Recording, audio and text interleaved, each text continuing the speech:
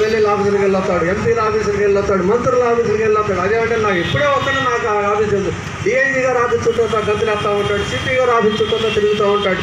ఎందుకంటే ఎవరన్నా చూస్తే అమ్మో వీళ్ళకి చాలా బలం ఉంది అనేటటువంటి క్రియేట్ చేయడం కోసం అందరి దగ్గరికి వెళ్తూ ఉంటాడు. మనం అప్పుడు పేపర్లో చూస్తూ ఉంటాం, చాలా పెద్ద క్రిమినల్ చేసిన తర్వాత ఆ క్రిమినల్ ఫోటో వేసి పక్కన అధికారంలో ఉన్న వ్యక్తి ఫోటో వేస్తారు. అదేమంటే ఆయనకి సంబంధం ఉంటాడు.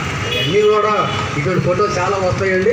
ఈ మధ్యన ఈ లంకలపల్లి సాయి శ్రీనివాస్ అనేవాడు నారా లోకేష్ గారితో ఫోటో దిగాడు పక్కన కూర్చొని. మనం వెళ్ళినా కూడా ఒక మెమోరాన్ని పట్టుకెళ్ళిన తర్వాత మనం అపాయింట్మెంట్ తీసుకెళ్తే మనకే ఫోటోలు వస్తాయి. ఫోటోల్లో ఉన్నంత మాత్రాన లంకలపల్లి సాయి శ్రీనివాస్ అనేవాడు బలవంతుడు కాదు కాదు కాదు. ఎందుకంటే ఇది చాలా చిన్న యూనియన్, ఎస్పీఓ అనేది. అప్పుడు చైర్మన్ అయ్యాడంటే ఏదో కొన్ని పరిస్థితులు అయ్యి ఉండొచ్చు. అది కూడా 1 year పీరియడ్, 1 year తర్వాత దింపేస్తారు. ఆ తర్వాత ఏమవుతుందంటే రొటేషన్ బేస్ మీద అన్ని ప్రతి యూనియన్కి కూడా ఇస్తూ ఉంటారు. కాబట్టి మనం టీచర్స్ ఎవరైనా ఉంటే ట్రాన్స్ఫర్ చేస్తారనో లేకపోతే ప్రమోషన్ లాగుతాడనో ఇంకోటనో భయపడాల్సిన అవసరం లేదండి. ఇవాళ చాలామంది నాయకులు తిరుగుతూ ఉంటారు. ఆ నాయకుల్లో తిరిగే వాళ్ళు ఎలా చెప్పుకుంటారో నాకు తెలుసు. నేను కూడా ఒక కొంతకాలం భాగవతం వెలిగించినాను. ఏం చెప్పాలో లోపలికి వెళ్ళొచ్చి నమస్కారం అండి మీడియా మిత్రులందరికీ కూడా. అలాగే నా పేరు బిఎస్ఎన్ రాజు. కేంద్రకొండ హౌసింగ్ సొసైటీలో ప్లాట్ నెంబర్ 379, అడ్మిషన్ నెంబరు 3608. అలాగే మేము ఎన్నో ఆశలతోటి ఈ Kendrakonda plot AP NGO housing society అనే నమ్మకంతో ఎంతో ఉత్సాహంగా కొని వాళ్ళు చెప్పిన ప్రకారం డబ్బులు చెల్లించడం జరిగిందండి. అలాగే వాళ్ళు చెప్పినట్టుగా మేము ఇది చేస్తాం, ఇన్ టైంలో 1 సంవత్సరంలో కంప్లీట్ అయిపోతుంది అన్నారు. మేము 20లో కొన్నాం. కొన్న తర్వాత మేము ఆయన చెప్పిన టైం కంటే ఇన్ టైంలోనే రిజిస్ట్రేషన్ చేసుకున్నాం. అలా చేసుకున్నప్పుడు ఆయన మాకు రిజిస్ట్రేషన్ చేసిన తర్వాత మీకు 6 నెలలు రిజిస్ట్రేషన్ అయిపోయిన తర్వాత మీకు డెవలప్ చేసి ఇస్తామని చెప్పారు. చేసిన తర్వాత 21, 22 అంతవరకు మేము ఎదురు చూసామండి. ఎదురు చూస్తే కనీసం ఏదైనా డెవలప్మెంట్ లేకుండా 22 మార్చి 31వ తారీఖున, మార్చి 11వ తారీఖున సడన్గా మీటింగ్ పెట్టి మీరు గజానికి 1500 రూపాయలు కడితేనే మేము డెవలప్ చేస్తామని చెప్పడం జరిగింది. ఏంటి మేమంతా డెవలప్మెంట్ ఛార్జెస్ అని కలిపి మీరు పత్రికా ప్రకటన ఇచ్చారు కదా, పత్రికా ప్రకటనలో కూడా మీరు డెవలప్మెంట్ ఛార్జెస్ కలిపని మేము నమ్మి కట్టామని అంటే అబ్బాయి లేదు, సొసైటీకి నష్టం వచ్చింది కాబట్టి మీరు ఖచ్చితంగా కట్టవలసిందే అన్నారు. కట్టవలసిందే అని చెప్పి మాకు అప్పుడు ఫస్ట్ టైం అనుమానం వచ్చి అసలు ఎందుకు కట్టవలసి వస్తుంది ఏంటని అడిగితే మేము సొసైటీకి అడుగుదామని వెళ్ళామండి. అడిగితే ఎంత నిరంకుశత్వం అంటే కనీసం మీరు ఆఫీస్కి రావడానికి లేదు, అసలు అడగకూడదు, మీరెవరు మమ్మల్ని ప్రశ్నించడానికి అనే ధోరణితోటి ఆ రోజున్న ప్రెసిడెంట్ అడ్డాల సుబ్బరాజు గారు, అలాగే వైస్ ప్రెసిడెంట్ మన్నే శారద గారు, అలాగే విశ్వనాథ నాయుడు గారు, వీళ్ళంతా ఒక మోనోపాలీతోటి అసలు సభ్యులు ఎవరు ఆఫీస్కి రాకూడదనే ఇదితోటి మమ్మల్ని చాలా వాళ్ళు ఆఫీస్కి రానివ్వలేదు. అప్పుడు అదేంటి మేము ఆ డబ్బులతోటే కదా సొసైటీ నడిపేది, అసలు సొసైటీ సహకార సంఘం అంటే ఏంటి, పరస్పర సహకార సంఘం. ఆ ఉద్దేశంతో మేము కొన్నిసార్లు వెళ్ళడానికి ప్రయత్నం చేసాం. అయినా కూడా వాళ్ళు ఏ విధంగా మమ్మల్ని ఆఫీస్కి రానివ్వలేదు. ఇక అప్పుడు మాకు గత్యంతరం లేని పరిస్థితుల్లో అసలు మాలాగా ఈ ప్లాట్ ఓనర్లందరినీ కూడా అడిగారని తెలిసి మేము సభ్యులందరినీ కూడా మా బాధలు చెప్పుకుంటూ అందరూ మాకులాగే ఆ విధంగా మేము ఈరోజు కేంద్రకొండ ప్లాట్ ఓనర్లుగా అసోసియేషన్గా ఏర్పడి ఈ మా సమస్య గురించి ఉమ్మడిగా ప్రయత్నం చేస్తున్నాం. ఈ ప్రయత్నం చేసే సమయంలో మాకు తెలిసిన విషయాలు ఏంటంటే అసలు ఈయన సహకార సంఘం అనే ముసుగులో మొత్తం చేసినంత కరప్షనే. ఈ అడ్డాలి సుబ్బరాజు అనే ప్రెసిడెంట్ ఒక 15 మంది వీటికి సరిపడే తోడు దొంగలందరినీ జాయిన్ చేసుకుని ఇక్కడ కాకుండా ఈయన మళ్ళీ భీమవరాన్ని కూడా దుకాణం తెరిచాడు వెళ్ళి. ఆ భీమవరాన్ని అయితే మీకు కేంద్రకొండ అయితే ఒక రూపం ఉంది, కనీసం ఒక స్థలం ఉంది, చుట్టూ కాంపౌండ్ వాళ్ళు స్థలాలు ఉన్నాయి, ఏదో డెవలప్మెంట్ అనేది కొద్దిగా కనిపిస్తుంది. భీమవరంలో అయితే ఈ రోజు కూడా ఏ విధమైన ఇది లేకుండా ఒక సైట్ ఒకటే కనిపిస్తుంది. ఆ విధంగా ఇది సహకార సంఘం అనే ముసుగులో మొత్తం అందరినీ సభ్యుల్ని చీటింగ్ చేసి ఈ రోజుకి కూడా అతను హౌసింగ్ సొసైటీ ఈ పరస్పర సహకార సంఘం అనే కోఆపరేటివ్ డిపార్ట్మెంట్ అధికారుల అండదండలతోటి ఇతను ఈ విధంగా స్థానికంగా ఉన్న రాజకీయ నాయకులు సపోర్ట్ ఉందని చెప్పుకుని అధికారులు కూడా మభ్యపుచ్చుతూ సభ్యుల్ని మోసం చేయడానికి ఇతను ఈ రోజుకి ప్రయత్నం చేస్తున్నాడు. మా రిక్వెస్ట్ ఏంటంటే ఇప్పటికైనా ఈ సహకార శాఖ వారు అందరూ కూడా మేల్కొని, అలాగే కూటమి ప్రభుత్వం మీద మాకు అంచలించలేని విశ్వాసం ఉంది.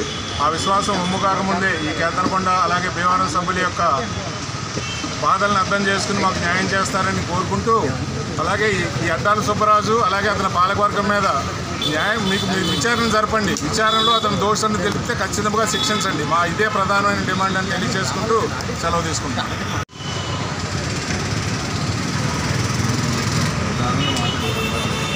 పేరు చెప్పి మీరు ఇక్కడక్కడ పాట వల్ల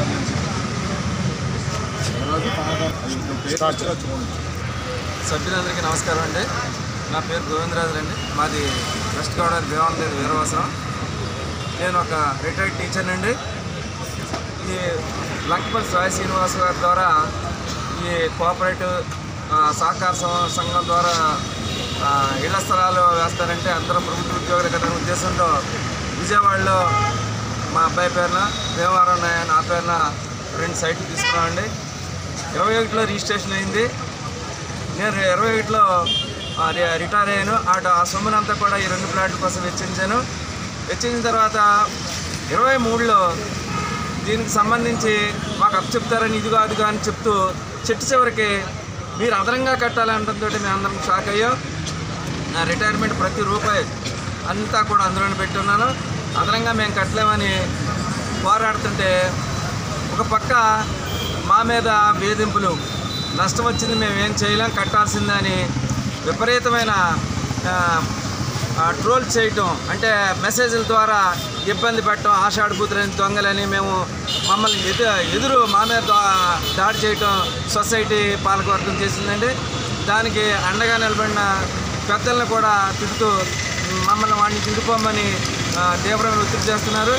నేను చాలా మధ్యతరగతి వాడిని, ఈ రిటైర్మెంట్ డబ్బులతోనే బతికే మనిషిని. అటువంటి దాన్ని అదనంగా కట్టమంటున్నారు. అలా కాకుండా భీమవరంలో కూడా 15% అదనంగా కట్టమన్నారు. అలాగే ప్రభుత్వం వారికి 5% స్థలం ఇవ్వాలని దాన్ని కాస్ట్ కూడా తీసుకుని టోటల్గా 20% అదనంగా తీసుకుని చెల్లించాం కూడా అండి. భీమవరాన్ని విజయవాడలో చెల్లించలేకపోయాం. చెల్లించిన తర్వాత కూడా ఇంకా ఎప్పుడంటే కంగారు పడిపోతామంటే అవుతుందని పళ్ళారు చేసి చాలా అసహ్యంగా మాట్లాడండి అడ్డాల సుబ్బరాజు గారు. సొసైటీ స్థానంలో మీటింగ్ పెట్టి నీ ఒక్కడిదేనా, ఇది అందరిదే ఉంది అని మమ్మల్ని నన్ను చాలా దారుణంగా దూషణ చేశాడండి. అందువల్ల నేను చాలా మానసికంగాను శారీరకంగాను ఆరోగ్యపరంగా కూడా ఈ ప్లాట్లు గురించి చాలా ఇబ్బంది పడుతున్నాం. దయచేసి ప్రభుత్వం వారు దీని మీద ప్రత్యేకమైన ఆలోచన చేసి మా ప్లాట్లు మాకు పూర్తిగా డబ్బు చెల్లించినా మేము పొందలేకపోవటాన్ని ఒకసారి ఆలోచన చేసి దాన్ని పరిష్కరించాలని కోరుకుంటున్నాం. వ్యవహారంలో 20% అదనంగా కట్టినా కూడా ఆ ప్లాట్కి ఇప్పుడు దిక్కుదేవడం లేదని, కనీసం రోడ్డు కూడా చూపించలేదు. ఎవరైనా అడిగితే ఫోన్లో ఆఫీస్ ఫోన్ మాత్రం ఎత్తరండి. ఎవరు అక్కడ ఉండే ఉద్యోగులు చెప్తారు, ఇవాళ అంటున్నారు, ఇదే అంటున్నారు, వానలు వెళ్ళిపోవాలన్నారు, మళ్ళీ శీతకాలం అంటున్నారు. మరి ఎప్పుడవుతుందో కూడా తెలియదు. మమ్మల్ని సాయం చేయవలసిందిగా ఈ ప్రభుత్వం వారిని ఈ ధర్నా కార్యక్రమం మీదుగా మేము తెలియజేసుకుంటున్నామని. నమస్తే అండి.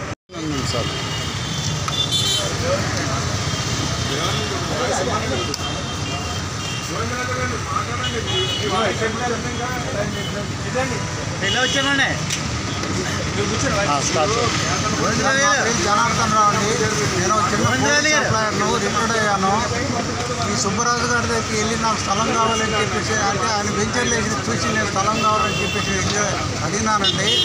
మీరు డబ్బులు కడితే ఇస్తామనేది ముందు 7,250కి ఆయన గజం రిజిస్ట్రేషన్ చేశారండి. మా దగ్గర మాత్రం 8,500 చొప్పున రిజిస్ట్రేషన్ చేయించారండి. మాకు డెవలప్మెంట్ రిజిస్ట్రేషన్ ఛార్జ్ కూడా మాకు ఎక్కువగానే తీసుకుంటాం. అయినా సరే మేము డబ్బులు కట్టి తీసుకున్నామండి. మాకు ఎన్ని లోటుపాట్లు ఏంటో దాంట్లో విషయాలు తెలియదండి. మాకు రిజిస్ట్రేషన్ చేసిన తర్వాత 2022లో చేశారండి నాకు రిజిస్ట్రేషన్. మేము ఇప్పుడు ఎన్ఓసి అడుగుతుంటే ఇవ్వడం లేదండి. మాకు క్లియరెన్స్ సర్టిఫికేట్ ఇవ్వడం లేదు. మా దగ్గర డబ్బులు మాత్రం తీసుకొని ఇంతవరకు మాకు ప్లాట్ హ్యాండ్ ఓవర్ చేయలేదండి. పూర్తిగా తీసుకొని మేము ఏమైపోవాలో మాకు అర్థం కావడం లేదంటే మా ప్లాట్ మాకు కావాలని చెప్పేసి నేను సుబ్రహ్మణ్య గారిని కోరుకుంటున్నాను సార్.